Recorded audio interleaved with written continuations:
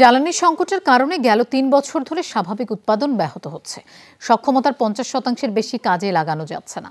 দুপুরে Bangladesh textile mills association BTMA আয়োজিত সংবাদ সম্মেলনে এই উদ্বেগজনক তথ্য জানান সংগঠনের সভাপতি মোহাম্মদ আলী খোকন। স্যান্ডেলিনা সো রূপচর্চায় আভিজাত্য। তিনি বলেন, নানামুখী চ্যালেঞ্জের মধ্যে পড়েছেন উদ্যোক্তারা। গ্যাস সংকটের কারণে এই শিল্পে বিপর্যয় দেখা দিয়েছে। নিরবচ্ছিন্ন সরবরাহ ব্যর্থ হলেও বাড়ানো হয়েছে দাম। শ্রমিকের মজুরি বেড়েছে। ব্যাংক ঋণের সুদ হার বেড়ে দাঁড়িয়েছে 14.5%।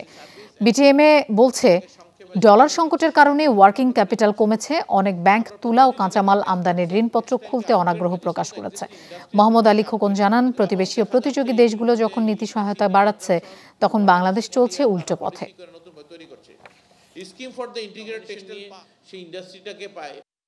ইন্ডিয়ান গভর্নমেন্ট তার ফাইন্যান্সিয়াল সাবসিডি হিসেবে এক এক রাজ্যে, মহারাষ্ট্রে, তামিলনাড়ুতে কি দিচ্ছে, গুজরাটে কি দিচ্ছে, অন্ধ্রপ্রদেশে কি, বিহারে কি দিচ্ছে। প্রথম আসি আমরা ক্যাপিটাল সাবসিডি, আমরা যদি আলোচনা করি, up to 20% of the project cost for the new unit.